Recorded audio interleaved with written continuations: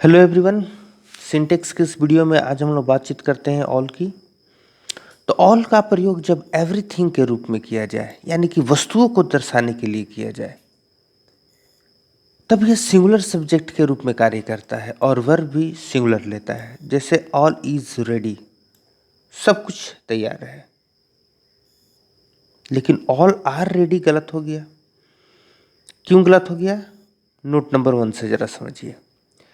जब इसी ऑल का प्रयोग द नंबर ऑफ पर्सन्स और थिंग्स, व्यक्तियों या वस्तुओं की संख्या को दर्शाने के लिए किया जाए, जब इसी का प्रयोग संख्या को दर्शाने के लिए किया जाएगा तो यह प्लुरल सब्जेक्ट के रूप में काम करेगा और वर्ब भी प्लुरल लेगा। लेकिन जब यही केवल वस्तु को दर्शाएगा यानी कि अनकाउंटेबल नाउन को जब दर्शाएगा तब यह सिंगुलर के रूप में काम करेगा। और जब यह नंबर को दर्शाएगा यानी कि जब प्लुरल काउंटेबल के रूप में काम करेगा तो यह प्लुरल सब्जेक्ट की तरह काम करेगा और वर्ब जो है वो प्लुरल लेगा। इसीलिए यहाँ ऑल आर वेल। अब दोनों में अंतर क्या है समझिए। ऑल इज रेडी, सब कुछ तैयार है। ऑल आर रेडी, सब लोग तैयार है।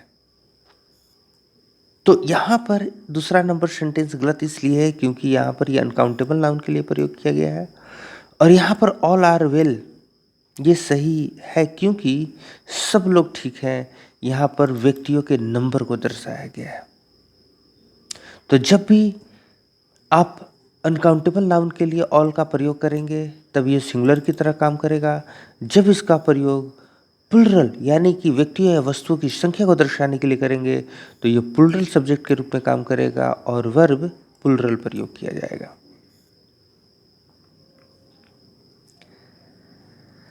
इसी तरीके से नोट नंबर 2 देखते हैं। ऑल इज वेल जो है सही है। ऑल इज वेल सही क्यों है? क्योंकि यहाँ अर्थ होता है इसका सब कुछ ठीक है। नोट नंबर 3 में देखते हैं।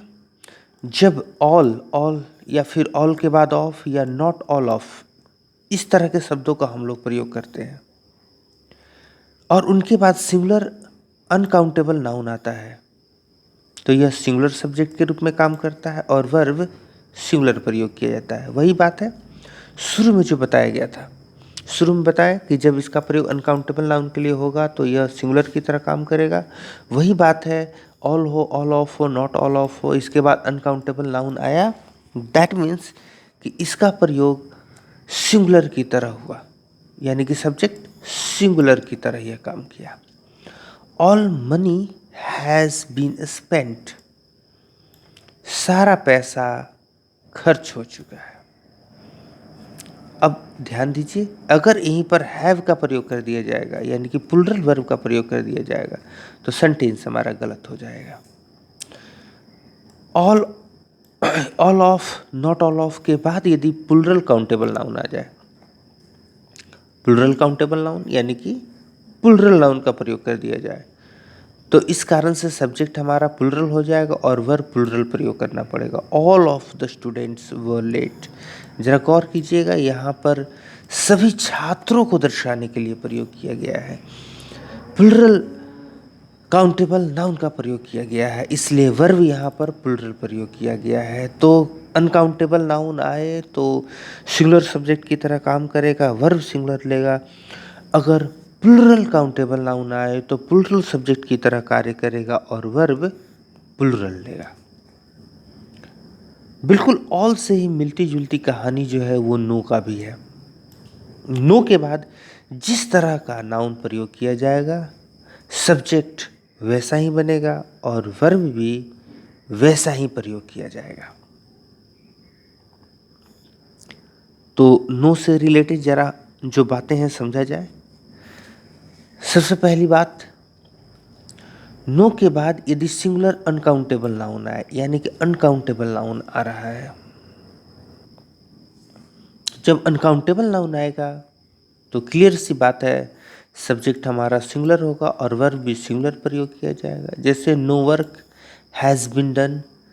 नो वर्क एक अनकाउंटेबल नाउन की तरह प्रयोग होता है इसलिए यहाँ पर बिल्कुल सिंगुलर वर्ब का प्रयोग किया गया है। अगर इसी नो के बाद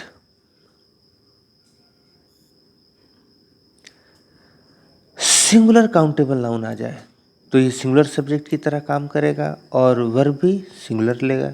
जैसे no pen, pen countable noun है लेकिन एक ही है, इसलिए सिंगुलर वर्ब का प्रयोग किया गया है। अगर इसी नो के बाद प्लुरल काउंटेबल नाउन आ जाए तो वर्ब हमारा प्लुरल हो जाएगा और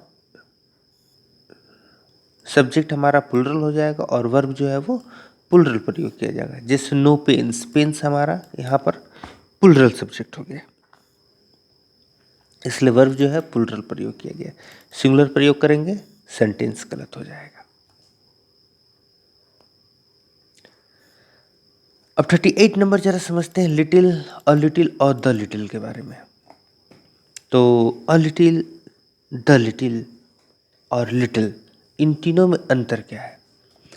थोड़ा अंतर आ जाता है। जैसे हम लोगों ने फ्यू का प्रयोग देखा था, उसी तरीके से यहाँ पर भी थोड़ा ए और द के प्रयोग हो जाने से अर्थ में अंतर आ जाता है। तो पहले इस बात को समझ लेते हैं, उसके बाद फिर हम लोग रूल को जरा समझेंगे। जिस तरह से फ्यू का हम लोगों ने देखा था प्रयोग, वैसा ही उसी से मिलता जुलता ये भी है। जैसे लिटिल का जब प्रयोग किया जाएगा तो इसका अर्थ हो जाता है नहीं के बराबर, और इसका प्रयोग सिंगुलर अनकाउंटेबल नाउन के पहले किया जाता है। मोस्ट इंपॉर्टेंट बात, सिंगुलर अनकाउंटेबल नाउन के पहले लिटिल का प्रयोग किया जाएगा और इसका प्रयोग जो है वो निगेटिव मीनिंग के लिए किया जाता है। ही हैज़ लिटिल मनी, कहने का मतलब कि उसके पास न के बराबर पैसा है। खास बात, little is not used express positive idea. इस लिटिल का प्रयोग कभी भी किसी सकारात्मक विचार को व्यक्त करने के लिए नहीं किया जाता है। और लिटिल का अर्थ हो जाता है थोड़ा या कुछ। इसका प्रयोग भी सिंगुलर अनकाउंटेबल नाउन के पहले किया जाएगा और पॉजिटिव अर्थ को व्यक्त करने के लिए इसका प्रयोग किया जाता है। He has a little money, कहने का मतलब उसके पास थोड़ा या कुछ पैसा है। द लिटिल मतलब हो जाता है जो कुछ है थोड़ी मात्रा में, या मात्रा तो कम है पर पूरा का पूरा। जैसा कि हम लोगों ने फ्यू और द फ्यू वाले में देखा था, बिल्कुल वही बात है। और इसका प्रयोग भी सिंगुलर अनकाउंटेबल नाउन के पहले किया जाता है और इसका प्रयोग सकारात्मक और नकारात्मक दोनों ही तरह के विचारों को व्यक्त करने के लिए किया जाता है। फ्यू और द फ्यू में अंतर क्या है कि वो प्लुरल नाउन और ये अनकाउंटेबल नाउन, बस यही अंतर है। जैसे I spend the little money I had, जो मेरे पास थोड़ा पैसा था मैंने खर्च कर दिया। तो अब जरा प्रयोग के बारे में देखा जाए। लिटिल, अ लिटिल और द लिटिल के बाद सिंगुलर अनकाउंटेबल नाउन आते हैं। ये तो क्लियर बात हो गया क्योंकि इनका प्रयोग जो है वो सिंगुलर अनकाउंटेबल नाउन के पहले किया जाता है। तो जब भी इनका प्रयोग किया जाएगा लिटिल, अ लिटिल और द लिटिल, तो इनके बाद सिंगुलर अनकाउंटेबल नाउन ही आएगा और इनके आने से जो हमारा सब्जेक्ट बनेगा वो सिंगुलर सब्जेक्ट बनेगा और जो वर्ब प्रयोग किया जाएगा सिंगुलर वर्ब प्रयोग किया जाएगा। A little work has been done, a little आया, उसके बाद वर्क आया अनकाउंटेबल नाउन और सिंगुलर वर्ब हैज आया। 39 में देखा जाए, अगर इनके बाद ऑफ जुड़ जाए, little of, a little of या द लिटिल ऑफ, फिर भी इनके बाद आने वाला जो नाउन होगा वो सिंगुलर अनकाउंटेबल ही होगा। सब्जेक्ट हमारा सिंगुलर बनेगा और वर्ब जो है वो सिंगुलर ही प्रयोग किया जाएगा। जैसे a little of the ghee has been sold, बिल्कुल घी अनकाउंटेबल नाउन होता है इसलिए सिंगुलर वर्ब आया है।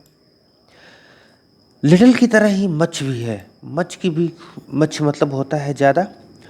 मच हो या नॉट मच हो, इनके बाद आने वाला जो नाउन होगा वो सिंगुलर अनकाउंटेबल होगा। लिटिल और मच दो ऐसे शब्द हैं जो अपने बाद सिंगुलर अनकाउंटेबल नाउन का प्रयोग करते हैं। लिटिल भी अपने बाद सिंगुलर अनकाउंटेबल नाउन का प्रयोग करता है और जो मच है यह मच भी अपने बाद सिंगुलर अनकाउंटेबल नाउन का ही प्रयोग करता है। जब भी अनकाउंटेबल नाउन वाक्य में प्रयोग किया जाएगा तो हमारा जो सब्जेक्ट होता है वो सिंगुलर ही होता है और वर्ब जो है वो सिंगुलर ही प्रयोग किया जाता है। जैसे लिटिल का प्रयोग में देखा गया, लिटिल के बाद ऑफ आ जाए तो भी इसके बाद आने वाला हमारा नाउन अनकाउंटेबल नाउन ही होता है। उसी तरह से मच भी है।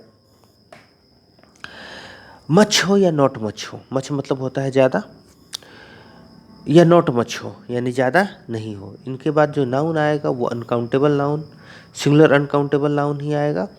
और इनके इससे हमारा सब्जेक्ट जो है वो सिंगुलर हो जाएगा और वर्ब जो है वो सिंगुलर ही प्रयोग किया जाएगा। जैसे much milk has been sold, देख सकते हैं मच आया, अनकाउंटेबल नाउन मिल्क आया। अगर बात करें हम लोग मच के बाद ऑफ की, अगर मच के बाद ऑफ आ जाए या नॉट मच के बाद भी ऑफ आ जाए, तो इनके बाद भी हमारा जो नाउन आएगा वो सिंगुलर अनकाउंटेबल ही आएगा और इससे हमारा सब्जेक्ट सिंगुलर बनेगा और वर्ब जो है वो सिंगुलर ही प्रयोग किया जाएगा। जैसे not much of the money has been spent,